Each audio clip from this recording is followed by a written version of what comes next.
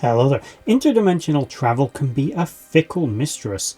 You never really know what you're going to get. Are you walking into a heavenly, perfect paradise version of the world that you know, or some hellish landscape filled with creatures beyond your imagination that just want to eat out your eyeballs?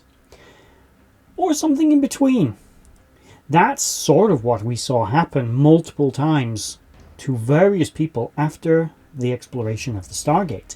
There were multiple instances of interdimensional travel, some of which were good, some of which were bad, and we see a kind of a blend of the two. Now, in one particular human reality, Dr. Rodney McKay and a few other scientists developed a interdimensional engine. What this technology was based on was likely alien tech, as most more advanced, higher level human technology from the 21st century is based on reverse engineered Goa'uld, Asgard, and All-Terran technologies for the most part. And it's likely this is based on something that one of them either acquired or developed in some way, shape, or form. Either way, the technology, this new drive, was amazing. It just had a few minor flaws. But we won't focus on the flaws of Dr. Rodney McKay's invention. We're going to focus on something that we encountered.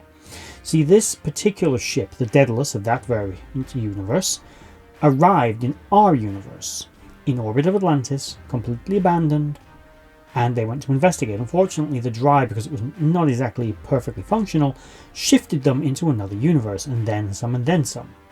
In one such universe, we encounter an alien species, an alien vessel, orbiting Atlantis, about to launch some kind of attack, an attack the city seems to be not prepared to fend off. This large, almost Star Destroyer-like ship, which was mechanical in nature and somewhat, in my opinion, kind of almost Asgard-looking, in that it was kind of with its smooth lines and clean hull, was obviously not an Asgard ship, however, was a completely unknown alien vessel with a very peculiar symbol on the side of it that kind of looked like a sort of squished, stylistic human form, or at least humanoid form. The vessel opened fire with some kind of green energy projectiles that seemed to be very, very powerful and were able to do a lot of damage to both Atlantis and to the Daedalus when it opened fire on them. The Daedalus crew from our universe on board this ship decided to intervene, hedging their bets that siding with the people on Atlantis was better than siding with the people who were attacking Atlantis, as they were clearly, as far as they could tell, not human, or at least not perhaps on their side. This was a good call. They were able to disable the vessel's weapons, but not destroy it with the Daedalus's beaming weapons. Once it was disabled, the vessel launched swarms of small fighters that again fired green stuff at them, and actually used kamikaze tactics to board the ship, as they would later learn. These ships would ram the vessels. This was a tactic we see with the Wraith, where they would use their darts to go on kamikaze runs, but before hitting the target, the Wraith would beam out. And one Wraith in particular did this to infiltrate Atlantis to great effect, and then work as a saboteur hiding within the city. The aliens themselves, once seen, had green skin, protruding facial ridges, sharp pointy teeth, and a small LED light system in the front left sort of lobe of their head. What this was for is unknown. It may have been a communications device, it may have been some kind of control device, but it seemed to blink red and was inserted underneath their skin slightly. Again, its exact function is unknown. They were armed with both grenades and, again, a green energy projector weapon. The ship, overall, as I said, was basically a Star Destroyer-like wedge-shaped design, with most of its main guns mounted ventrally, which fired these sort of fuzzy green energy pulses down at the surface. It had multiple fighters on board, an unknown complement, and the ship's crew complement is unknown. Although exact specs on how big the ship are unknown, some indications are it may have been about 50% larger than a Daedalus-class warship. But it's not entirely clear, as space is a little 3D and hard to tell. But here's the thing which we're going to go over here. Who the hell were they? Now, we got a few answers to this question. One, which we'll go over, which is one universe's answer. And then we'll see what... But first, we're going to discuss what exactly we saw with the aliens, what we see on the screen in regards to the aliens. What can we glean? And to be honest, these two answers I think are fairly similar. One answer One possibility is these are a completely unknown alien species. We know that from Replawir that there are multiple technologically advanced civilizations hiding all over the Pegasus galaxy, hoping not to be discovered by the Wraith, because the Wraith tend to be not too neighbourly to other technologically sophisticated races that could potentially pose a threat to their supremacy. This could be one of them just from this universe. Another possibility is this race are the Wraith of this universe. Wraith evolution, although somewhat natural, was also somewhat artificial and could have easily, in many ways, have gone different ways. It's possible these were also some kind of hybrid created by this universe's version of Michael.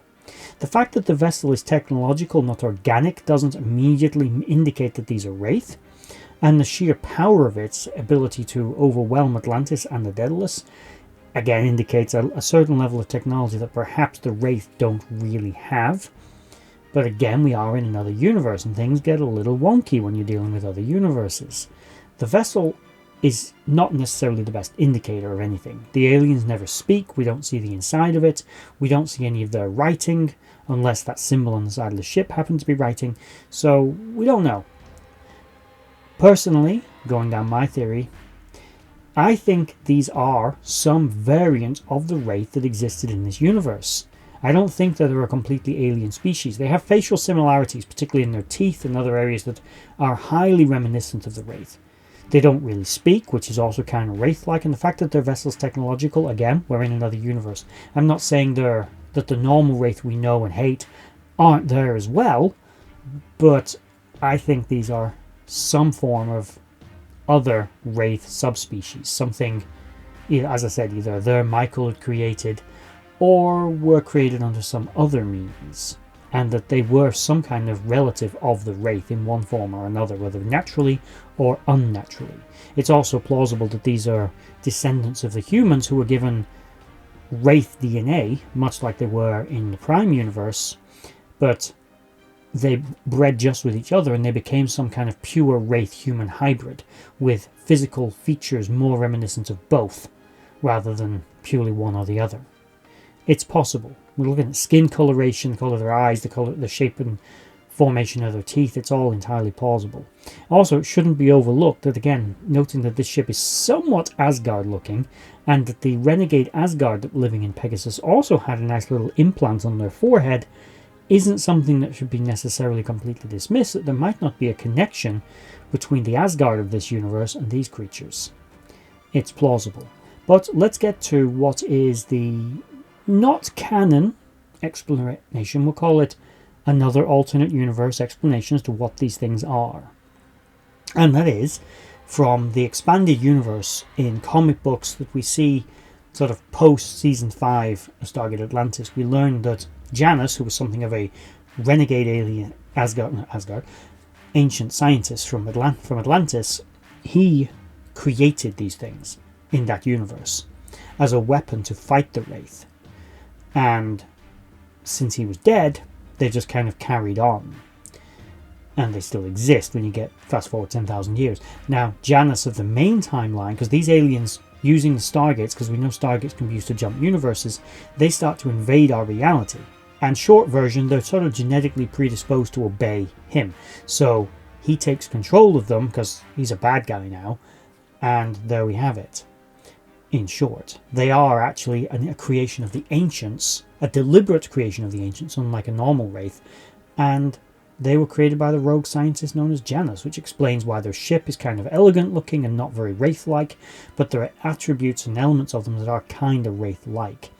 But that is not a canonical answer, it is simply an expanded universe answer that I'm going to consider to be a divergent universe, because pretty much all this. But then again, we were in an alternate universe to begin with, so it's possible that those events are considered canonical, but the invasion of these aliens into the Prime universe never happened because it didn't happen on screen. That is a divergent timeline, so things get messy.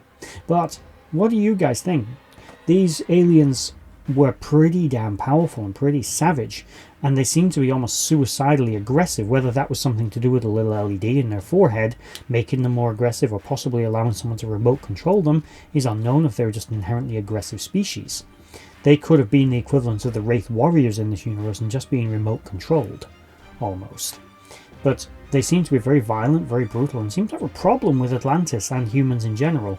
So, you know, they were pretty dangerous. They were powerful enough that only one of their ships was able to threaten that universe's Atlantis, that had defenses operational, including its shields, and was able to somewhat withstand the attack, but just a single one of these vessels was a threat. There's no indication that there was more ships ever involved in the attack, and that Atlantis had simply fought them all off. We simply don't know. But what does you guys think? Let me know in the comments below. What do you think? Who were they? Were they wraith of that universe? Some subspecies, genetically engineered ancient experiment gone wrong? As you know, just another example of their arrogance and overconfidence getting in the way of practicality? Or were they something else entirely, or just some random alien species that happened to be humanoid and bear similar resemblance to a wraith? Let me know in the comments below, and that is the end of this video. Thank you for watching. Please like, share and subscribe. Comment down below, and bye-bye. I'd just like to say a thank you to everyone for watching that video. I hope you enjoyed it. I really enjoy making these. If you did enjoy it, please consider giving a like, share and a subscribe, and maybe checking out the other videos on the screen right now, and in the description box below there are links to my other social media accounts.